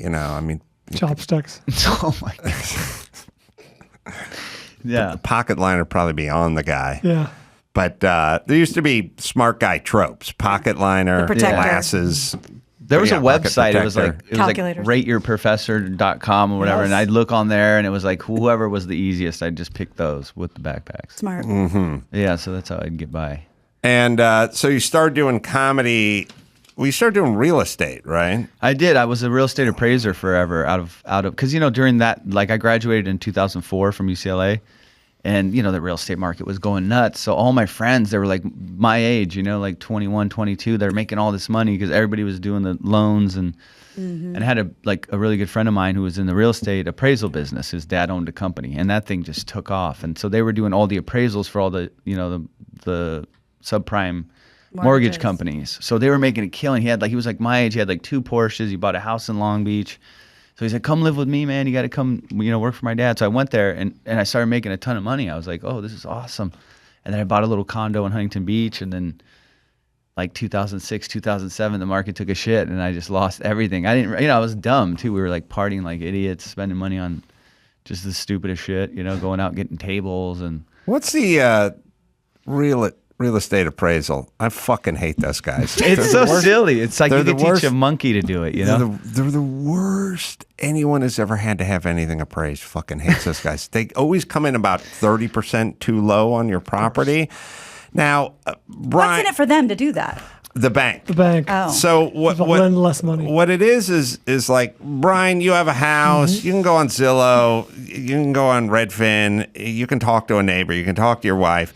You probably could narrow down the worth of your house if you were to. I said you have to put it up for sale on the first of the month. You'd be right in there. Yeah. You'd be right in there. 15 minutes of research. You'd be right in there. And if that number is $1.7 million, the real estate appraiser would come in and go, you'd get it back after you've paid the motherfucker. You get the thing back and it'd be $987. Right. And you go, it is worth 1.7 to 1.9, and they go, well, they got it at 97. And then the bank goes, well, we got to use this whatever. And then you say to them, why do you always come in low? Why do you always go? Well, because they work for the banks and they have to play it safe. And I'm like, how about you just fucking appraise shit racket. at the price it is? Fuck you, Amir. No, that's why I was like, now I know why I'm here. You got a bone to pick. But at that time, bone. Adam, when I was doing appraisals at the time, I was doing them. It was the exact opposite. So the banks were coming in, these subprime people were giving anybody that had a pulse a loan. They were just, because the market was filling in for that value. So even I'd appraise a house at like, let's say, $580,000, and then the loan officer would call me and be, hey, we need another $30,000 on this, and I would do it. We just that was part of the housing bubble problem, because we just go, okay, because by the time the loan funded, that house was worth, there was comparable selling in the neighborhood for 610 whatever, so it filled in that little gap of whatever it was. So it was the exact opposite. So they would keep calling us and we'd give more and more and more. And then... Are you still certified? Because I need shit. No, I'm not, but my brother is. If you do, right. my brother, he can give you a value. Like, that's the thing. And within 15 minutes, I'm on MLS and I'm looking at the comps in the area. And I would know within 30 minutes, 15 to 20 minutes, like what the value of the house was going to be. I just... drove there to make sure there isn't fucking railroad tracks in the front yard, or like a KFC in the backyard or some sort of external obsolescence that's going to screw up the value of the house. Let me tell something to all the young kids listening. There is no motherfucking thing. There's no such thing as good credit. There's just bad credit, and then there's credit. Because I just refinanced my house, and I get back with my guy, my money guy, and he's like, well, we had it all set up with this one bank, but you're going through a divorce, so they won't do it. So the other bank will do it, but it's another $2,400 a month. And I'm like, I'd be like, not that it's any of your business. I'm like, in the course of my life, I've probably done about $40 million worth of motherfucking real estate, of warehouses and condos and homes and renovations, all been bought cheap, sold for a lot. Every fucking note has been paid. Every I has been dotted. Every T has been crossed over the course of 25 years. 25 motherfucking years of just buying multi-million-dollar property. I'm not $30 million property, but $7 million this or a $2 million thing that you sold for $7 million. That's all I've ever done for 25 years, uninterrupted. And if I fucking found a warehouse across the street and I talked to my guy, he'd go, they need 20% down. And I'd go, can't we do it with 10%? They're not doing 10. But Where's Mr. Drysdale? Where's the banker? Where's the guy I grew up watching? Do you get good credit? I know there's bad credit. I know you get punished for bad credit. You're fucking defaulted on a couple of fucking payments for your credit card, and now you're going down to Galpin Ford and you want to get a Mustang, and you got bad credit. But if, in fact, there is such a thing as bad credit, then shouldn't there be something called good credit for motherfuckers who just buy shit times? I mean, I wouldn't even, I can't even sit down and list you all the condos, all the houses, all the warehouses, all the shit I bought over the course of 25 years and never missed a payment. No foreclosures, no defaults, no nothing. I get fucking treated like any motherfucking other person on the planet. They don't give two shits on this crazy history of buying for and making on-time payments on commercial real estate or properties or land or anything. They don't give two fucking shits. You don't get an attaboy for looking at a impeccable loan history? They have rules. And the reason I have rules because Amir fucked it up for everybody. That's what I'm saying. And now I'm just lumped in with the poor Mexican family who got screwed buying the place in Orange County that could never should have got the loan for it in the first time. Exactly. This is the problem. We go, rules. Okay, no more of this. No, yeah, I didn't do that. I bought shit and paid for all of my stuff. That'll show you. It just applies to everyone. There is no fucking... It's like driving, you know. There's like you can get DUIs and you get tickets. There's no good credit. Right. You're just a driver, and if you Right. get pulled over, you get pulled over. That's it. You cannot accrue anything. Fuck these assholes. But have you noticed since like 2007, 2008 that it's been more serious with that, or is it the whole?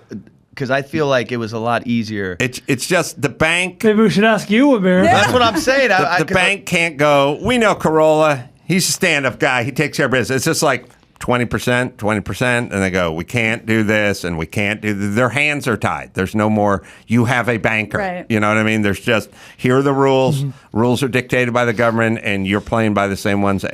First home buyers, person buying a condominium in Van Nuys for $321,000 we have the exact same set of rules as me in warehouses and homes all over the place. That's how it works. And everyone thinks I'm an asshole. Fuck you. You go out and get a bunch of you earn a bunch of credit and do a bunch of shit and never miss a payment and then just get lumped in with all of your poor, sad sack asses. Fuck that. I guess real estate, the banks have just tried to protect their shit even more, but I think it's silly too that they can't discern like somebody like you as opposed to the first-time home buyers. Shut up, Amir. Fuck off. It's getting so. I should have never told you that fucking story. All right, let's see. Let me hit a spot here, and then we'll get into some news. Concrete. That's why I'm so jazzed up right now. I'm drinking mine. It is creatine. Your body needs creatine. Half comes from your diet, but most American diets, your body makes half, and then the other half comes from the diet. Most American diets are low in creatine-rich foods. Concrete, patented creatine HCl is the favorite creatine of elite, well-informed athletes. The number one bioavailable creatine and the only microdosing creatine. Just one small scoop per 100 pounds of body weight. Creatine is required for functional energy in every cell. Your brain uses about 20% of the creatine in your body. Your immune cells need it to protect you, and your heart needs it to pump, and your lungs need it to breathe. So let's get some concrete. Am I right, Dawson? Take control of your health, both body and mind. Build a better you with Concrete. Register now at con-crete.com/podcast. That's con-cret.com/podcast for a chance to win a $500 Walmart Visa gift card available now online and in store at Walmart. Concrete is truly life-changing and performance-enhancing. Shut up, Amir. That's right. That wasn't me. Being a rich guy used to be something in this motherfucking country. Now it's just get the fucking line. You get nothing. Just get the same rules, same deal, same.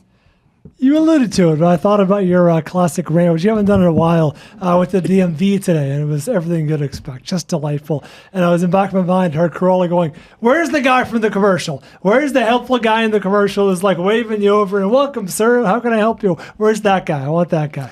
Yeah. Was I talking about the DMV? No, it was about customer service. Customer service gone to shit. It's gone to shit. Because I don't know. No, I was yelling at an airline when they were locking me out of a flight 26 3 years ago, and I was like, I want to talk to the guy in the commercial. And they're like, who? The guy in the commercial. Guy. Right this way, sir. I left my briefcase at the lounge, and he grabbed it and ran behind me before I got into a taxi so I could have that commercial. The commercial where the person's super helpful. Get me the commercial guy.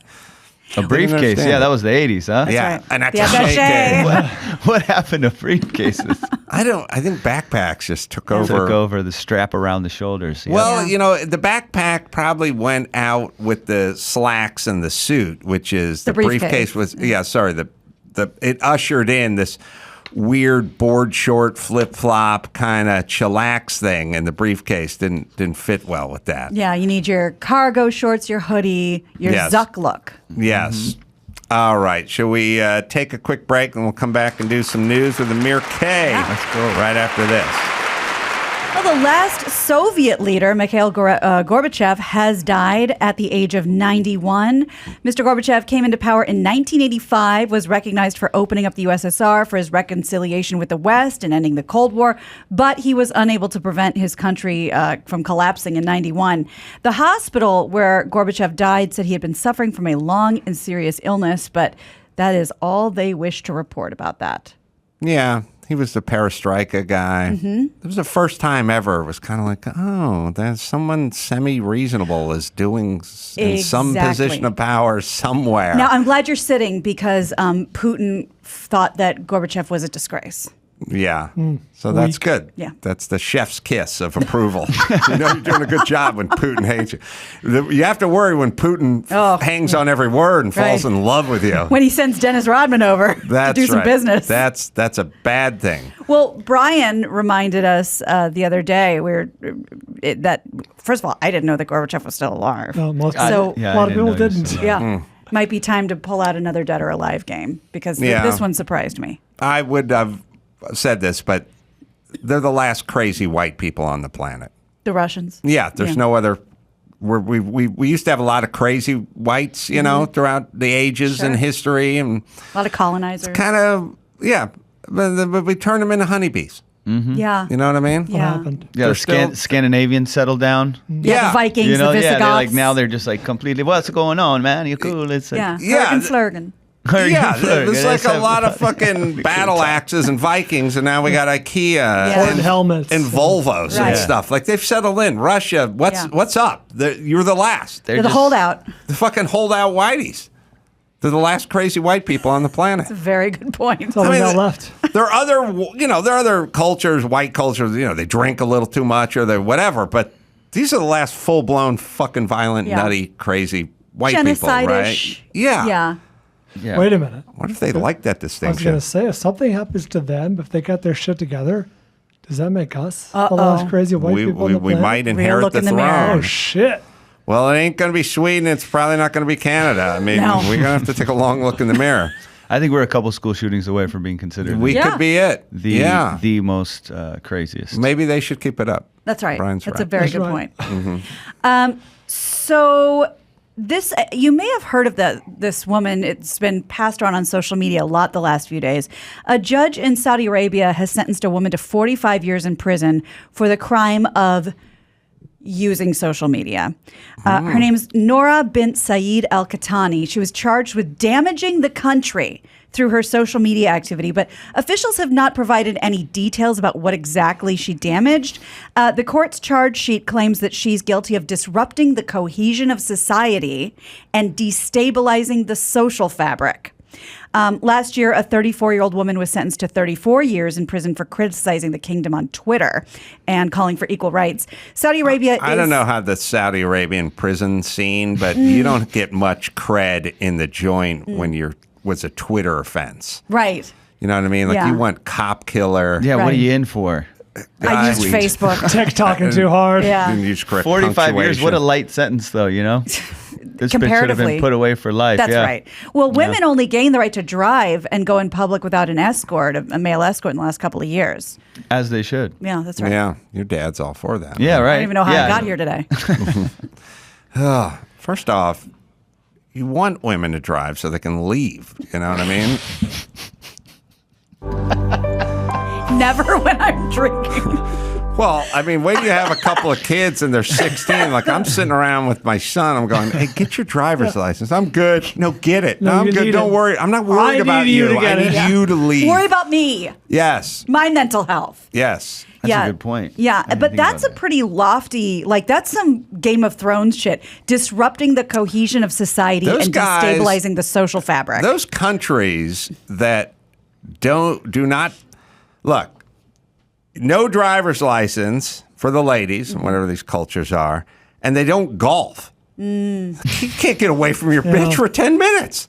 It's a horrible. She wants to go out. You have to go with her. Yeah, you want to. The best societies are. I'm going golfing for 3 days. You go drive around the block. Yeah, do whatever. But they don't even have fantasy football. Oh my God, Brian! What a shanda.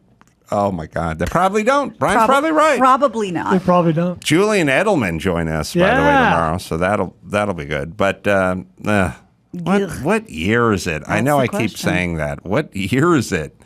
Wasn't this? We're going to cure, I don't know, wasn't the computer going to fix everything or something? This feels very days of yore. It's also like, there's human trafficking coming in from south of the border, and then she's in jail for 45 years for sending out a rogue tweet. Like, That's what crazy. year is it around here? Well, and speaking of that, I just watched this long-form interview with this girl who's, well, she was now at UCLA, but she escaped from North Korea, and gory details. But like, they don't have internet. Like, you can be imprisoned for not getting one of the 18 approved haircuts. We've all heard that. It's the staged like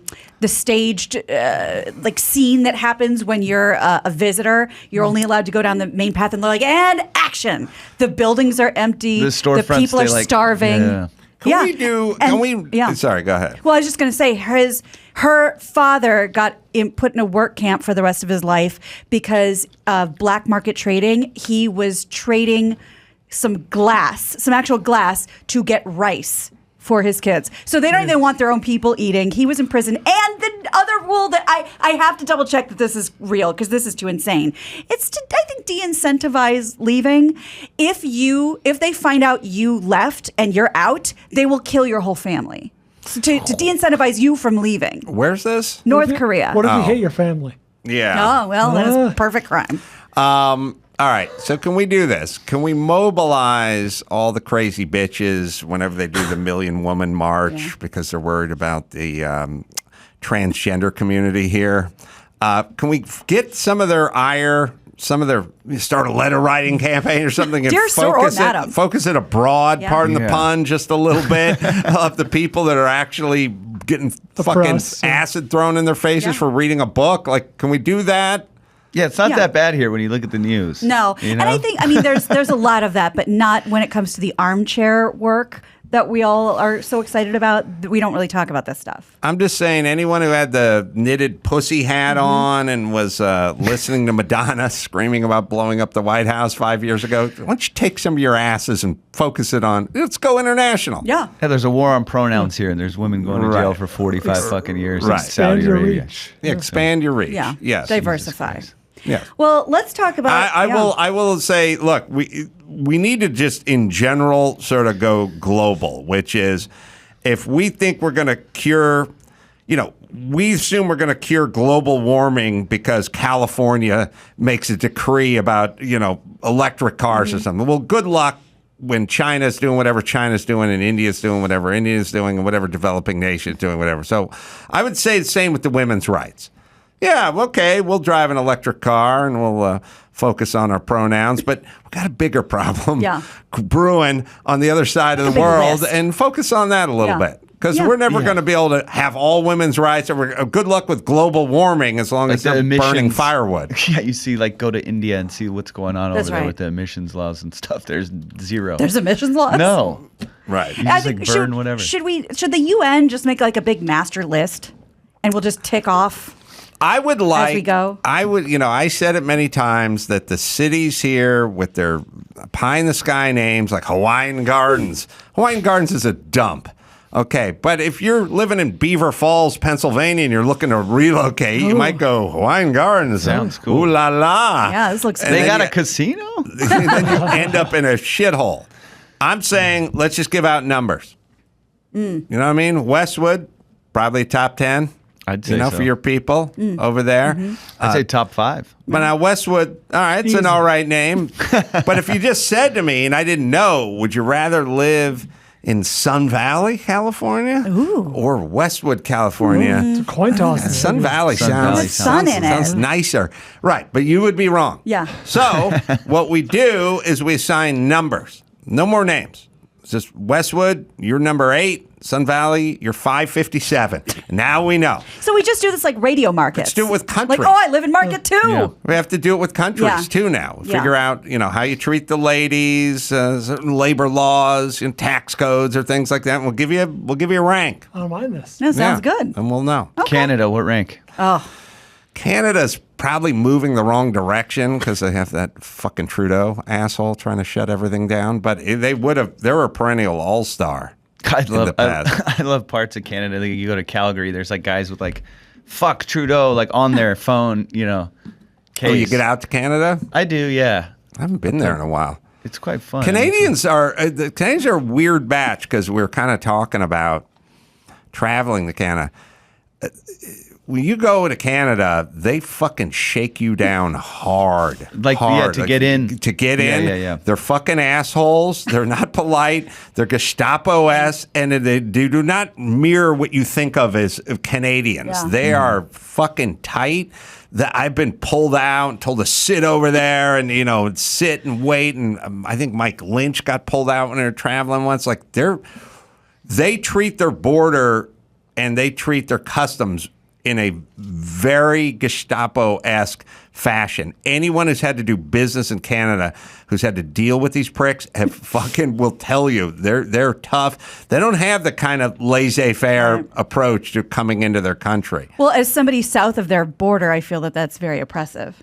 You should feel oppressed. I do feel oppressed. I remember they just get what they tell you all the time. They go, "Don't tell me you're doing business. Yeah. Don't tell Are me you you're doing working business. here? I'm Yeah. just here for fun. Because if you say you're working, they will fuck you up." So then I got pulled out of line. So, "What's your business here, eh?" And I'm like, just having a good time, just looking around. "All right. Mind if we look through your backpack there?" Opens the backpack, pulls out an itinerary with like 5 days of nonstop 8 a.m. meeting. Car picks you up at 8 a.m. Car drives you here. Then there's a drop off, and then you're going. We were selling the Man Show or something in Canada. Me and Jimmy had like 75 things to do in 3 days, and the itinerary was all laid on the guys like, "Just hanging out, drinking a few beers, huh? What's this? Think of this. What's this?" What do they care? And- What's the difference? Well, You have to pay taxes? they think yeah, you're getting paid. Yeah. So they go, "What's this? Good morning, Quebec. What's this?" On Tuesday, and I'm like, "You don't get paid for that." And they go, "Why wouldn't you get paid? Look You're at on TV. all the stuff you're doing." I go, "No, you're doing radio. You're doing TV shows. You're promoting. We're just promoting. We're not getting paid." And then she goes, "I don't get it. You're doing all this work. You're getting paid." And I said, "Listen, when Michael J. Fox goes on the Tonight Show, he doesn't get paid. He's promoting something." And she goes, "Who's Michael J. Fox?" And I go, "Are you kidding me?" Wow. Boy, are we fucked. We're not going anywhere in this Celebrated. we're now there's nowhere to go. We have nowhere to go anymore in this conversation. You do not know. This is just 15 years ago. I had no idea who Michael J. Should have Fox. said Norm Macdonald. But that's who they only hire those people because it's like all the people that work security. They've never heard of They wouldn't anyone know. ever. They'll Right. never let anyone through. Like, "Hey, that dude from now." Yeah. You never got recognized at any of those border crossings? Or maybe they That did. wouldn't have helped. Maybe they did recognize Like, me. we don't want They this guy. heard me talk about him too many times. I don't know.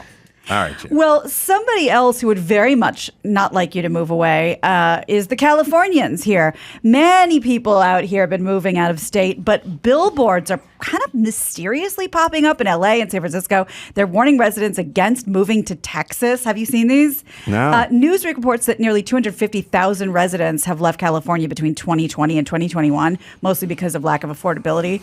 Almost 1/3 of those are moving to Texas.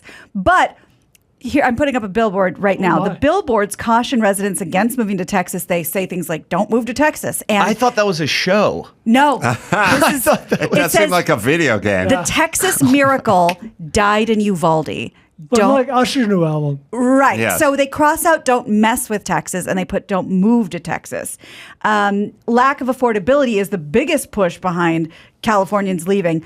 Massachusetts Institute of Technology, MIT, found that the living wage for an adult with a child in California, the living wage, $84,000. And in Texas, it's less than $60,000. But we don't want people So you need leaving. to get to 84 to live. That's right. And my average age is 54. Right. So we're So you gotta 30 go. You gotta go 30 where you can 30 grand survive. off. But who's I think Joe Rogan paid for these billboards.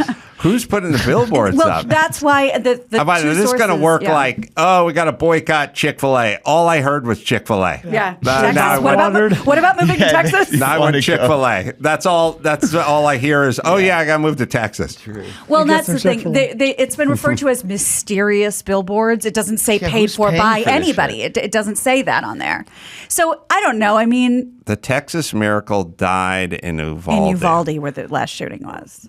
And I guess Yeah, the but- Texas Miracle, that was not the current governor. Who coined that phrase? I think it was don't the remember that last one. governor of Texas.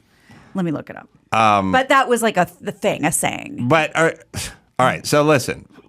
All right, I'll go along with you on this, which is, this place, my money will go a lot further, and it's a lot less regulated, and gas is cheaper, and I don't have the fucking government up my ass, and I could afford a house, but there's a chance my kid could get shot at school, and my feeling is they got it out of their system.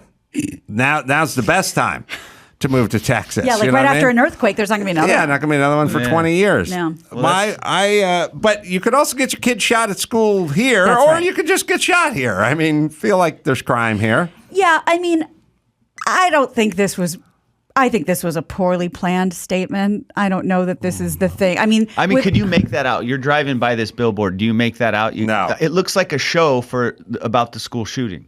Right, Mm-hmm. right, exactly, like a doc. Like we literally, I'm not joking. I was with 3 comics. We were leaving the Comedy Store. We saw this billboard last night. One of them goes, "They already made a movie about the school shooting." Right. Like literally said yeah. that last night. Yeah, and I was reading. And we didn't think twice about reading it or anything. Exactly. I was reading an article about this, and one of the they interviewed like a marketing guy, and he said when you're driving by something, you have less than 3 seconds to make it clear. Yeah. Nobody can figure this out when they're driving by. I feel the same way about the Line and Kugel beer billboard. It's yeah. like I can't read that fucking fast. Right.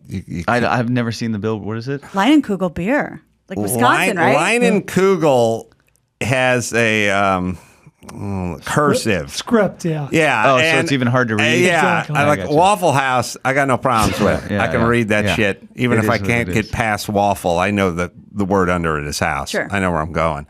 Line and Kugel. It's like it takes a minute, and I can't read fast enough. Plus, I have to use my finger, even in the car, even from 200 feet away. I have to pull the finger out. Yeah, I would think this would be a movie Or a video game, or there you video go. game. Yeah, so I drive too fast to read Line and Kugel. Shandy's. Yeah. Speaking of that part of the country, I did get fairly breaking news, a picture and a text just before I got here. My good friend Kristen, who you all met at the wedding, her mom is in town in the middle right now of making Special K chocolate bars because she's making bars for us. And I said, can you please bring another pan so I can bring them to the show? And she said she'd be honored. Special K bars. The bars. How do you do a Special K bar? Okay, so Minnesota mom. obviously Minnesota, the two little most fentanyl. well, the two most important ingredients, excuse me, comedian funny man, are cereal and Karo syrup. Or sort of molasses, some sort of a delicious binding agent. And then you're going to go ahead, you're going to mix that with your butters and your sugars. And then you spread just a real, this is the only time I ever use this word, liberal amount of chocolate on top. Let it cool. You cut them up into bars and the people go crazy. I'm trying to enter it in the Minnesota State Fair next year. What do you think Amir's mom would have to say about this, Brian? Shut up, Amir. You got it. Yeah, that's going to live forever. So I'll bring you some bars. She's ASAP. bringing, and the Special K is. She likes the Special K one's the best. What are some of the other ones? Oh, you can do it with anything. Oh, you can? Any type of dried cereal if you mix it with enough Karo. But Special K is like her secret recipe. I could see so that I'll bring working. them in. I'll bring All them in. Oh, we have some maybe bad news. I guess I shouldn't editorialize.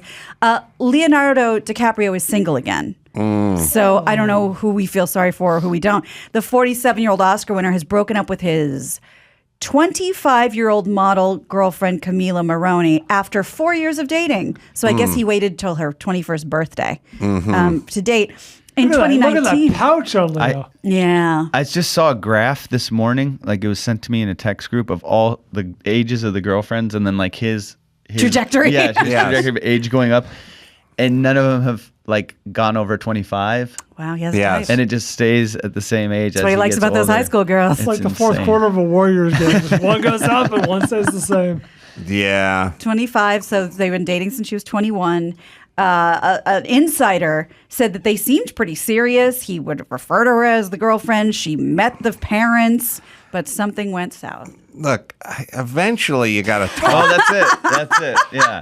Look at that. It's fucking insane. That's great. That graph Dude, is great. 20. What do you talk to a 20-year-old about? 20-year-old when you're 43. What the fuck are you doing? Listen, I can't get contemporaries of mine don't get half the fucking references I'm throwing out there. And then what ends up happening is you lose the subject of music altogether. You cannot talk about music because they've never fucking heard of any band that you're ever discussing. I don't know what K-Rock is. And Who's like a winter?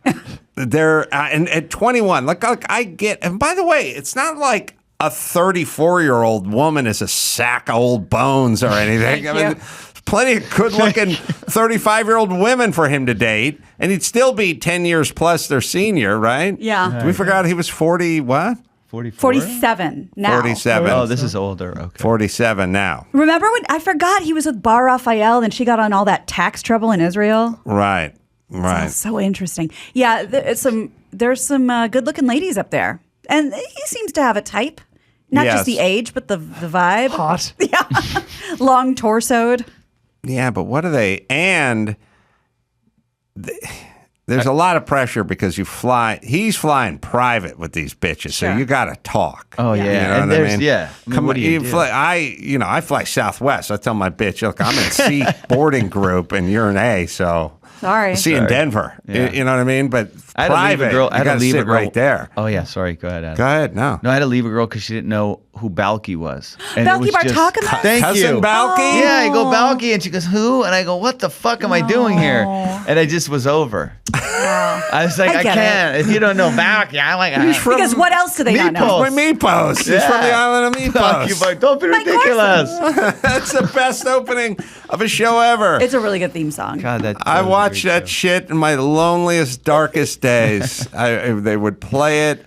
I remember they're rerunning it or something, but I just remember Friday nights it would come on like ABC, and then I'd have nothing to do, and I was sitting in my first apartment. Everyone was out getting laid and having fun, and I'd just sit home and see what Cousin Balky was up to. Dude, he was great. Whatever happened to Larry, the character? I never saw him in anything after that. Yeah. He kind of, they had a poor man's version of Tom Hanks and Peter Scolari, which is one of them kind of went off to do something, and then the other kind of worked, you know what I mean, but never did what the other one did. In this case, Balky sort of went on to work, and the other one did nothing. Like I've never seen that person again, but it's still, the chasm between the two careers is still the same. But Tom Hanks is, to the moon. I don't know what happened. He guest starred on a bunch of stuff. Law and Order, Succession. He had 2 episodes. Oh, the Cousin Mark Lynn Balky's. Baker. Oh, all right. Yeah, so well, good I for stand him. corrected. And Peter Scolari died. I think he died. Yeah, because he was on Girls. Remember, he was. He was on Girls. Lena Dunham's father on Girls. That's right. If at some point we want to play the Perfect Strangers theme song, I wouldn't be opposed to that. We should now. It's Now we have to. Good. Yeah. Adam, do you remember that? This was probably 8 years ago. There was a pilot for some martial arts show that they were doing, and it was me and Stephen Bonner were hosting it. And then you came in for a segment, and you and I reviewed 70s kung fu movies. Perfect. Do you remember that? Yes. Yes, I remember that. We shot that out here. I thought it was somewhere around here, wasn't not it? too far from here, but I don't even know what we were. I don't know what came. Because I kind of lost touch with those dudes. But it was. I mean, they were your friend. Were they like? Because they called you in as a favor. I remember. I was like, how the hell did we get Adam for this? I was like, how did he agree to do this? Broke down some old kung fu movies. It was pretty fun. You were fucking hilarious. I remember that. I was like, oh my god, I'm out of my league over here. And I was sitting there going, yeah, that guy's he's old. And it was like a weird wheelchair guy kicking some other guy's ass. It was absurd. Yeah, it was funny. It was funny. I thought that was the best segment in the thing, and then I thought they cut it up all weird. I was like, what the fuck? Why didn't you just highlight? I've done so many fucking projects that I can't keep anything straight anymore. That's crazy. But that happened. Yes, that did happen, and it was shot. It was like 8 years ago. Burbank, about 2 miles from here. All right, we'll play. Yay! We'll play the beginning of Bosom. Perfect Stranger. Sorry. I remember later on, like he was the newspaper writer, and he'd open the paper and look at first page 1, like, oh no, open up to page 8, and there's an article. And they were at a Cubs game in the late all Chicago. Yeah, but that young bitch didn't know any of it. Yeah, dude. I said Balky. She goes, huh? And I said, this is That's over it. with. That's it. Finish the blowjob, and then we're done. Then we're done. And I'll fantasize about who I want to fantasize about because it's my blowjob. All right, let's bring it home, Gina Grad. You got it. I'm Gina Grad, and that's the news. Gina Grad. That was the news with Gina Grad. Last but not least, there's the Jordan Harbinger Show, a different kind of sponsor for this episode, the Jordan Harbinger Show. If you're a fan of fascinating podcasts with interesting people, you should definitely check it out. There's an episode for everyone, no matter what you're into. Jordan talks to Scott Adams about persuasion in a world where facts don't matter anymore. Or you can go inside the dark world of wildlife trafficking. You'll always find something useful to apply to your own life, like routine changes to boost your productivity or slight mindset tweaks that change how you see the world. I enjoy the show. Jordan's been on a few times, been on me and Dr. Drew's show a few times. Interesting guy. So I think you're going to enjoy it as well. You can search out the Jordan Harbinger Show. That is HARB as in boy, IN as in Nancy, GER, and you can get it on Apple Podcasts, Spotify, or wherever you listen to finer podcasts. It's a Jordan Harbinger Show. Adam Ray can be found doing comedy at the Tempe Improv tonight through Sunday, so check that out. Amir K, Off Cabot Comedy, that's September 16th and 17th as well. And podcast, Salty Locks, available wherever you listen to finer podcasts. And Amir Comedy, AmirComedy.com is where you can go for all the live dates. I'm going to be in Austin at Cap City Comedy Club coming up September 9th and 10th. And you can go to Carolla.com for all the live shows out there and check out the new book, Everything Reminds Me of Something. So, till next time, it's Adam. For Adam and Amir and Gina and Bald, say it. Mahala.